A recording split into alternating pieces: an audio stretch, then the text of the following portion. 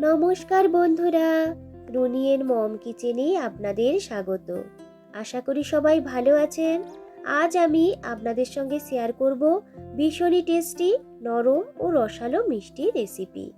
সামনেই রাখি বা রক্ষাবন্ধন, আর এই রাখির দিন সামান্য কিছু উপকরণ দিয়ে এইরকম সুস্বাদু মিষ্টিগুলো খুব সহজেই বানিয়ে নিতে পারেন।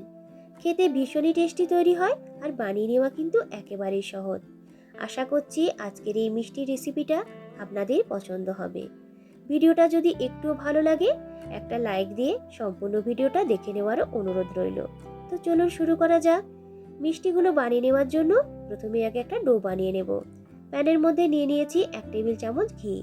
ঘিটা যখন পুরোপুরিভাবে মেল্ট হয়ে যাবে তখন এর মধ্যে দিয়ে দিলাম 1 বাটি মাপ করে সরু দানার সুজি। আপনারা মেজারমেন্টের জন্য একটা বাটি কিংবা কাপকে আগে নিয়ে নেবেন।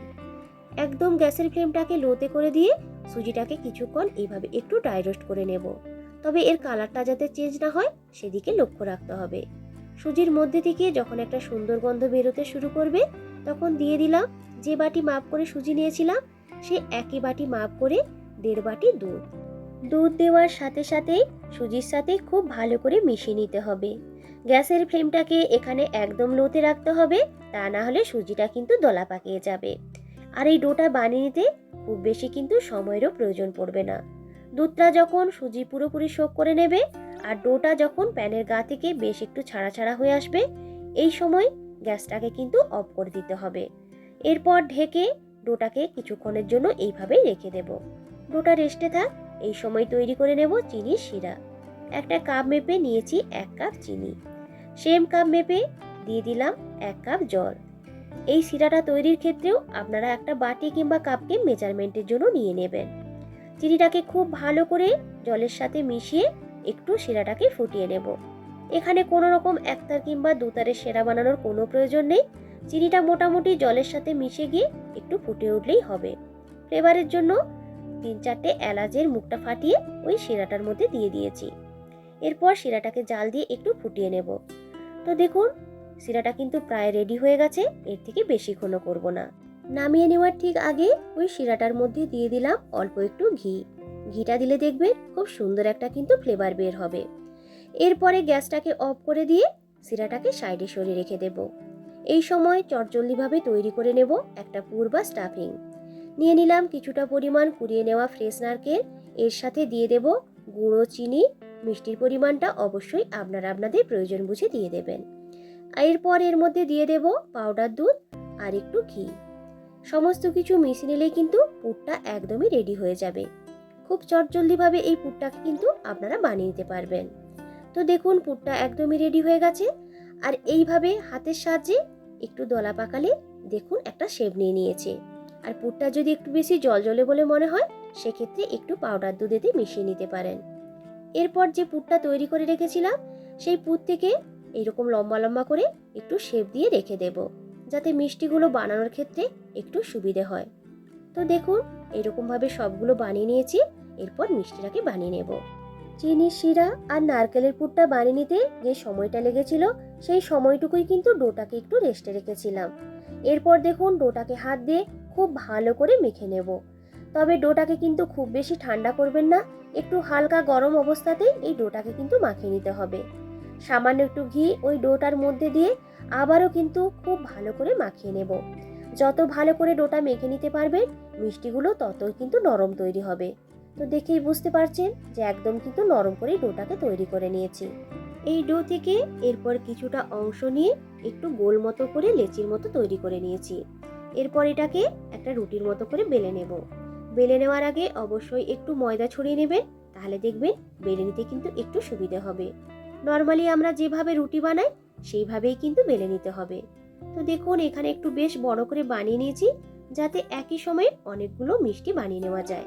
পুরটাকে এইভাবে একটা সাইডে দিয়ে একটু মুড়ে নিয়েছি একটা বাটির সাহায্যে। এরপর এই মিষ্টিগুলোকে এইভাবে কেটে নেব। তাহলে দেখবেন সব মিষ্টিগুলো কিন্তু একই সাইজে তৈরি হবে, দেখতেও বেশ ভালো লাগবে। মুখটাকে ভালো করে সেট করে নেব, যাতে তেলে ভাজার সময় এইগুলো খুলে না যায়। একটা মিষ্টি কিন্তু তৈরি হয়ে গেল, আর দেখতেও কিন্তু খুব সুন্দর হয়েছে। একই রকম ভাবে সমস্ত মিষ্টিগুলোকে বানিয়ে নেব। একটা রুটি থেকে এক টাইমে আপনারা 3 থেকে 4টে পর্যন্ত মিষ্টি কিন্তু বানিয়ে নিতে পারেন। যখনই আপনাদের কোনো মিষ্টি খাওয়ার ইচ্ছে হবে, হাতের কাছে থাকা সাধারণ কয়েকটি উপকরণ দিয়ে খুব সহজেই কিন্তু আপনারা এই মিষ্টিগুলোকে বানিয়ে নিতে পারেন। খেতে কিন্তু ভীষণই টেস্টি তৈরি হয়।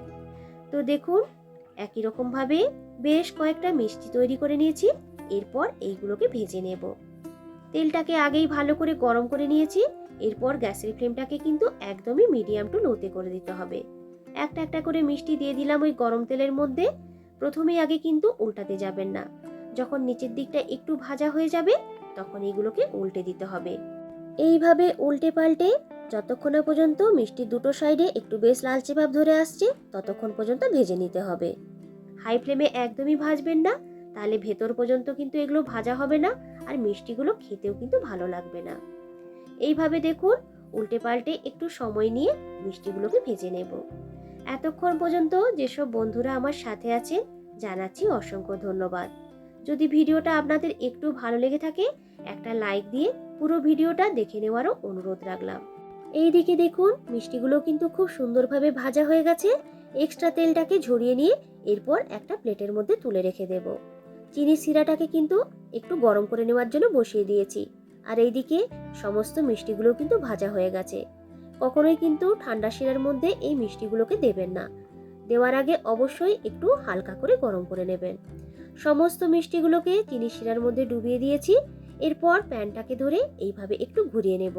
এতে করে প্রত্যেকটা মিষ্টির গায়ে রসটা কিন্তু খুব ভালো করে লেগে যাবে। ঢেকে রেখে দেব 10 থেকে 15 মিনিটের মতো।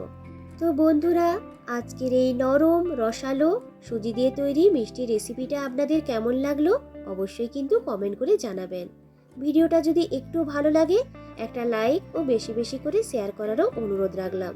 আমার চ্যানেলে যদি নতুন বন্ধু হয়ে থাকে অনুরোধ রইল চ্যানেলটিকে সাবস্ক্রাইব করে সাথে থাকার জন্য। যাওয়ার আগে অবশ্যই একটা কমেন্ট করে যাবেন।